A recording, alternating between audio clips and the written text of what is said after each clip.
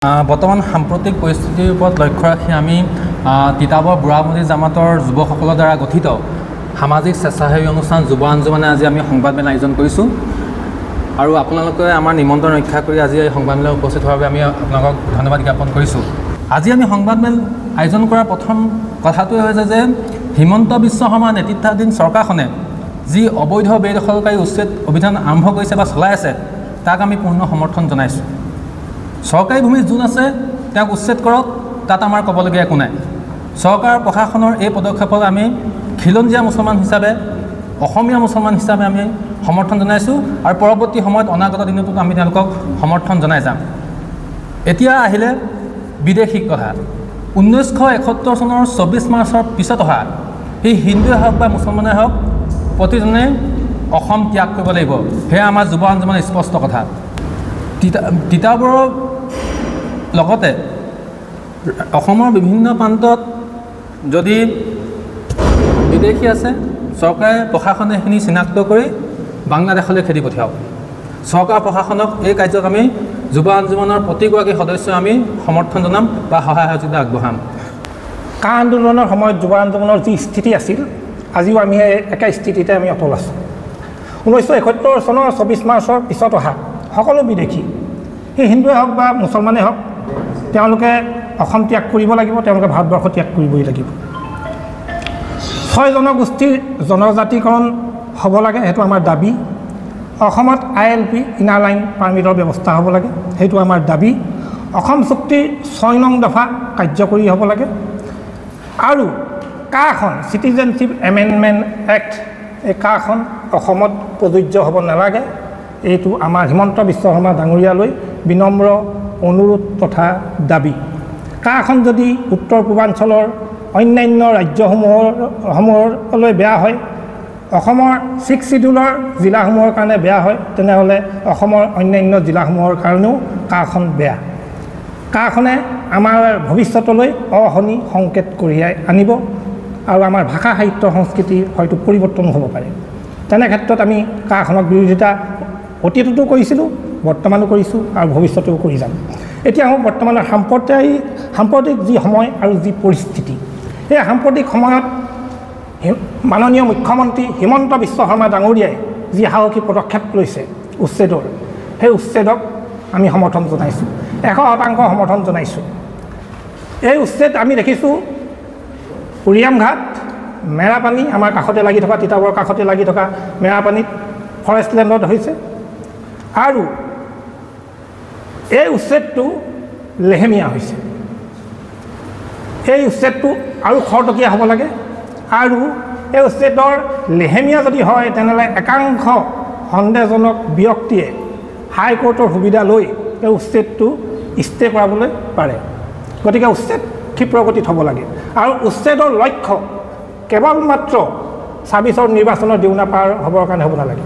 উচ্ছেদৰ লক্ষ্য হওক অসমীয়া জাতিৰ ভৱিষ্যত সুৰক্ষাৰ বাবে। আমাৰ এইটো এটা আহ্বান মাননীয় জনপ্ৰিয় মুখ্যমন্ত্ৰী হিমন্ত বিশ্ব শৰ্মা ডাঙৰীয়ালৈ। আৰু তাৰ লগতে আমি আহ্বান জনাইছোঁ যে কাজিৰঙাত উচ্ছেদ হ'ব লাগে। কাজিৰঙাত সন্দেহজনক ব্যক্তি তাত বসবাস কৰি আছে, এতিয়াও বৰ্তমানো কৰি আছে। অতীতত উচ্ছেদ হৈছিল, কিন্তু বৰ্তমান আমি দেখিবলৈ পাইছোঁ কাজিৰঙাত সন্দেহজনক ব্যক্তি এইখিনিয়ে এতিয়াও বসবাস কৰি আছে। কাজিৰঙা এতিয়া এনিমেল কৰিডৰ হৈ থকা নাই, সন্দেহজনক ব্যক্তিসকলৰ কৰিডৰ হৈ আছে। গতিকে এই ব্যক্তিসকলক চিনাক্ত কৰি কাজিৰঙাখনৰ পৰা এই সন্দেহজনক ব্যক্তিসকলক উচ্ছেদ কৰিব লাগে আৰু কাজিৰঙাৰ বায়'ডাইভাৰ্চিটি, আমাৰ ৰাষ্ট্ৰীয় উদ্যানখনৰ জীৱ জন্তুসমূহক ৰক্ষণাবেক্ষণ দিব লাগে। অপ্ৰিয় হ'লেও এটা সত্য কথা যে অসমৰ কেইবাখনো জিলাত আমি থলুৱা অসমীয়াসকল সংখ্যালঘুত পৰিণত হ'লোঁ। আপোনালোকে জানেই মধ্য অসমৰ কেইখনমান জিলা, নামনি অসমৰ কেইখনমান জিলাত আমি সংখ্যালঘুত পৰিণত হ'লোঁ। এইটোৱে আমাৰ উজনি অসমৰ যি আমি অসমীয়া জাতি জনগোষ্ঠীসকল আছোঁ, আমি ভয় আৰু শংকিত হৈ আছোঁ যে এই সন্দেহজনক ব্যক্তিসকলৰ বা এই মিয়া ব্যক্তিসকল উজনি অসমত প্ৰৱেশ কৰি আমাৰ ইয়াতো আমাৰ জনগাঁথনি পৰিৱৰ্তন কৰি দিব পাৰেনি? যদি তেওঁলোকে ইয়াত প্ৰৱেশ কৰি আমাৰ জনগাঁথনি আপোনাৰ সলনি কৰি দিয়ে তেনেহ'লে অসমত অসমীয়াৰ অস্তিত্ব নাথাকিব। আমাক আমাৰ গুৰু দুজনাই দি থৈ যোৱা আমাৰ ভাষা সাহিত্য সংস্কৃতি আমাৰ নাথাকিব। আমাৰ আজি যদি আমি জাগ্ৰত নহওঁ, আজিৰ পৰা 50-100 বছৰৰ পিছত আমাৰ অসমীয়া জাতিৰ ভাষা সাহিত্য সংস্কৃতি কেৱল মিউজিয়ামতহে থাকিব, বাস্তৱত আমাৰ নাথাকে। গতিকে আমি শংকিত হৈছোঁ, কাৰণ এই যিটো আমি যাক সততে মিয়া বুলি কওঁ, তেওঁলোকৰ যিটো আগ্ৰাহী মনোভাৱ, তেওঁলোকে যি কম সময়ৰ ভিতৰতে জনসংখ্যা বৃদ্ধি কৰি দিয়ে, সেই জনসংখ্যা বৃদ্ধিৰ প্ৰতি আমি শংকিত হৈছোঁ। আমি ওচৰতে দেখিছোঁ যে মেৰাপানী উৰিয়াম ঘাটত প্ৰায় 300-200 মানুহ বসবাস কৰি আছিল। আমি নিজে জনা নাছিলোঁ মেৰাপানীত যে ইমান মানুহ, ইমান কম সময়ৰ ভিতৰতে ইমান মানুহ আহি পেলাই এটা ঘন জনবসতি এইবিলাক পৰিণত কৰি দিলে। এইবিলাক যদি আমি উজনি অসমৰ অন্যান্য জিলাতো যদি এনেদৰে হৈ আছে, তেতিয়াহ'লে এইটো আমাৰ জাতিটোৰ প্ৰতি ভাবুকি কঢ়িয়াই আনিব। গতিকে মোৰ চৰকাৰৰ প্ৰতি আহ্বান, যাতে প্ৰথমতে কাজিৰঙাখন যিসকল ব্যক্তিয়ে বেদখল কৰি বহি আছে তেওঁলোকক উচ্ছেদ কৰিব লাগে। কাৰণ কাজিৰঙা হৈছে উজনি অসমত প্ৰৱেশ কৰাৰ বাবে তেওঁলোকে কৰিডৰ হিচাপে ব্যৱহাৰ কৰি আছে। তেওঁলোকে ধুনীয়াকৈ সোমাব, তাৰপিছত অন্যান্য জিলাসমূহলৈ তেওঁলোকে সিঁচৰিত হৈ গুচি যায়। আৰু লগতে আমি দেখিছোঁ যে তেওঁলোকে ইয়ালৈ আহিব কাম কৰাৰ উদ্দেশ্যে, এটা ভাড়াঘৰ ল'ব মনে মনে, তাৰপিছত মনে মনে আধা ভঙা অসমীয়া ভাষাটো শিকিব, তাৰপিছত আমাৰ অসমীয়া ছোৱালীক প্ৰেমৰ জালত পেলাই, তাৰপিছত বিয়া পাতিব, তাৰপিছত সংখ্যা এইদৰে তেওঁলোকে বৃদ্ধি কৰি গৈ থাকিব। তাৰপিছত আকৌ নিজৰ ককাই ভাইসকলক আকৌ নামনি অসমৰ পৰা হওক বা মধ্য অসমৰ পৰা মাতে, তাৰপিছত ইয়াত মাটি ক্ৰয় কৰিব আৰু স্থানীয় বাসিন্দালৈ তেওঁলোকক পৰিণত হৈ যায়। এইটো আমি কোনো কাৰণতে আন্দোলনে আমি সমৰ্থন কৰিব নোৱাৰোঁ। গতিকে এই ক্ষেত্ৰত আমি চোকা দৃষ্টি দিব লাগে, যাতে উচ্ছেদিত যিসকল ব্যক্তি, মেৰাপানী আৰু উৰিয়াম ঘাটত যিসকল উচ্ছেদিত ব্যক্তি, তেওঁলোকে যাতে কোনো কাৰণতে আমাৰ বিভিন্ন জামাতৰ অসমীয়া মুছলমানৰ ঘৰসমূহত প্ৰৱেশ কৰি বা ভাড়াঘৰ যাতে ল'ব নোৱাৰে। তেওঁলোকক ভাড়াঘৰ লোৱাৰ ক্ষেত্ৰত তেওঁলোকক এতিয়াই বাধা দিব লাগে। আমাৰ অসমীয়া ছোৱালীক মিয়াই বা অবৈধ সন্দেহজনক নাগৰিকে তেওঁলোকে নিজৰ জালত ফচাই মেলি তেওঁলোকে বিয়া পাতে বা পলুভূমিৰে তেওঁলোকে লৈ যায়। তাৰপিছত তেওঁলোকে কি কৰে, জোৱাই বস্তি বনায়। এই জোৱাই বস্তি বনাবলৈ আমি দিয়া নহ'ব, এইটো আমাৰ স্পষ্ট কথা। আমি দেখিবলৈ পাইছোঁ যে আমাৰ গুৰু দুজনাই দি থৈ যোৱা যি আমাৰ নগাঁও আৰু বৰপেটাৰ সত্ৰ আছে, এই সত্ৰসমূহত কোনে বেদখল কৰিছে? বেদখলকাৰীসকল কোন? ইছলামত লিখা আছে নি? লোকৰ মাটি, ফৰেষ্টৰ মাটিত, সত্ৰৰ মাটিত তোমালোকে মনে মনে বসবাস কৰিবা, তাৰপিছত নিজৰ সংখ্যা বৃদ্ধি কৰিবা? ইছলামততো এইসমূহ লেখা নাই।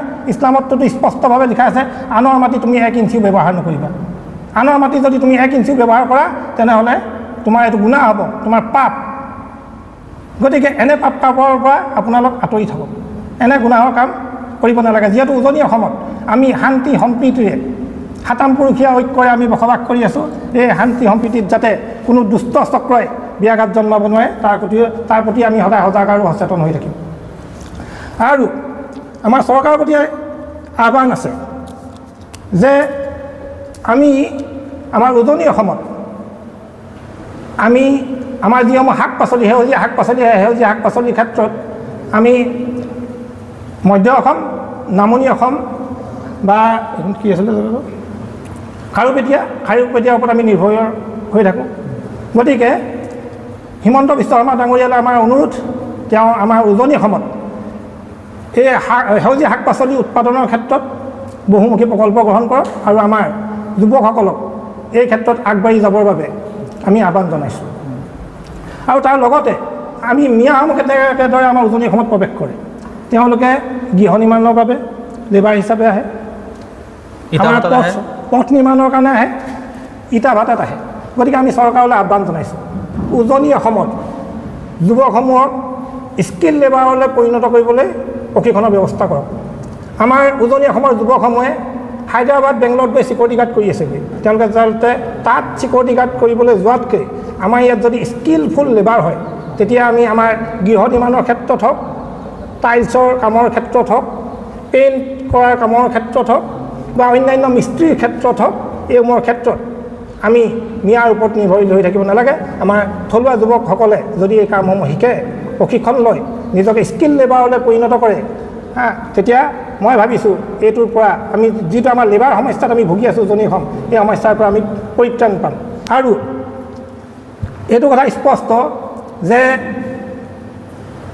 মিয়াসকল মুছলমান বুলি হয় কাৰণে আমি অসমীয়া মুছলমানসকলে মিয়াৰ মুছলমানৰ প্ৰেমত নপৰোঁ। আমি প্ৰথম অসমীয়াহে। আমি লাচিত বৰফুকনৰ লগত মিলি আমি মোগল খেদিছিলোঁ। গতিকে সেই অসমীয়া জাতিয়ে ইয়াত অসমীয়া ভাষা সাহিত্য সংস্কৃতি পৰিৱৰ্তন হৈ যাব পৰা কিবা জনগাঁথনি কোনোবাই ইয়াত মনে মনে ষড়যন্ত্ৰ কৰি বৃদ্ধি কৰিবলৈ বিচাৰিব, সেইটো আমি কোনো কাৰণতে হ'বলৈ দিব নোৱাৰোঁ। কিন্তু এই বিদেশী সমস্যাটো কিন্তু আমি যোৱা ৪৫-৫০ বছৰে দেখি আছোঁ এটা ৰাজনীতিৰ মেৰ পাছত সোমাই আছে। গতিকে ইয়াৰ স্থায়ী সমাধান যাতে চৰকাৰখনে কৰে তাৰ প্ৰতি আমি আহ্বান জনালোঁ। কাৰণ আমি জীয়াই থাকিব লাগিব। আমাৰ গুৰুজনাই দুজনাই দি থৈ যোৱা আমাৰ ভাষা সাহিত্য সংস্কৃতি আমি ৰক্ষা কৰিবই লাগিব।